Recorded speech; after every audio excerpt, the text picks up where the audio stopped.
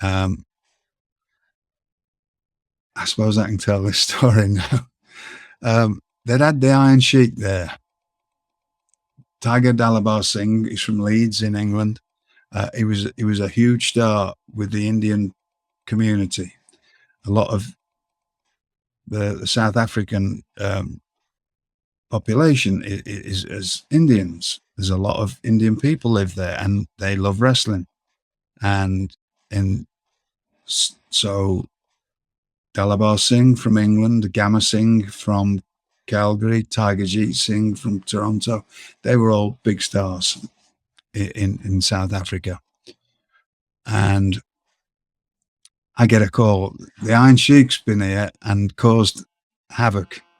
I'm not going to say any more than that, but he caused havoc. Well, and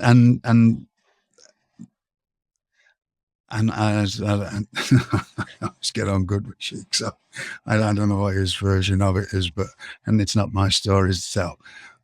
But can you call whoever you're working for and ask them if they'll let you go? And it was Brian Dixon.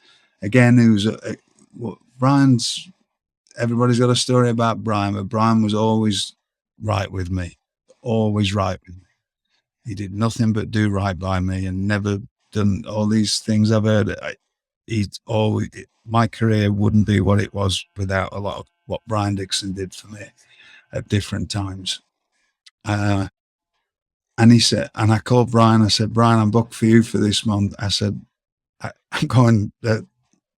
Gil Singh's just called me and asked me to go to South Africa and be there for 2 days' time to start wrestling. Leave tomorrow and fly over there. He said, of course you can. So he wasn't the kind of promoter who would be territorial about exclusivity or that kind of thing. It might have been if it was some of the top Rocco, yeah. Okay, but gotcha. I'm you're young. I'm new, young, and I'm 20. And he knew, again, things that Brian always told me. Once I got to a certain age, he used to always say, like, yeah, you're going to be a heavyweight and you're going to do that. And he knew what good heavyweights did. They traveled, right? So he was never, for whatever I hear all these other stories, with me, he saw somebody who was ambitious, who trained, who dressed. I always turned up. When I was 18, I didn't know so much. Once I was 19 and hanging around the right people and at the heavyweights, I always turned up with a decent shirt on and a looking the part. And it's just one of those things, like, down and go and do your thing. So it was actually turned into a bit of a story, but me and Kashmir Singh left to go to South Africa, got to London. All the planes were cancelled through fog. So instead of a direct flight from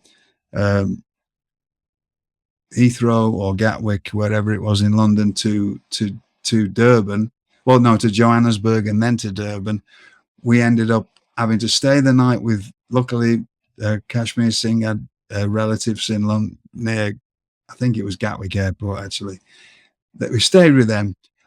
The next day we had to fly to France, then to Portugal, then Portugal to Mombasa, because the planes had got cancelled.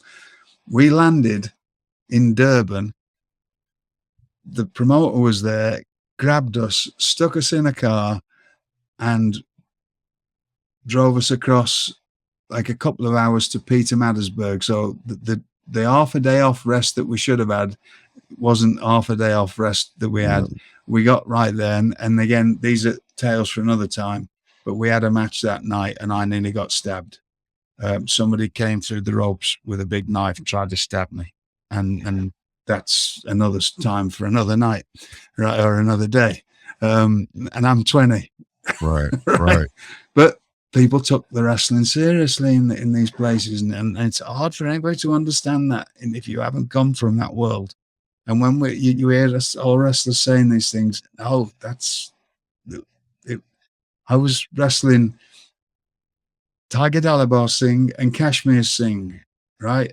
And it's full of rabid Indian wrestling fans who love wrestling, and these are their superstars, and I'm beating up on them at 20, right? And they're right on the ring. There's no security. It's just it was what it was. Serious right? stuff. Serious stuff. Yeah.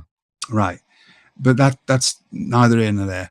I get back from South Africa after a month, and I forget what bookings I had, but I had about a month where I was in England, so back to work for Brian Dixon, and I had to meet at Birkenhead for some reason, which is the only time I've ever been to Birkenhead. Brian Dixon's office is in Birkenhead.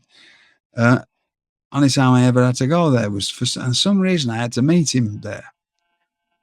And when I got there to the meet, this will be what, April of 89 now, or the end of March. It's around about that time of 89. Who walks in to it's not walking, I'm just waiting at this outside Birkenhead train station, is Jushin Liger when he was still Fuji Yamada, or Keiichi Yamada when it was in Japan, and Masa Funaki, who became UWF Funaki. That's the guy who was originally sealed down to be Jushin Liger. They'd sent them for their last sort of excursion.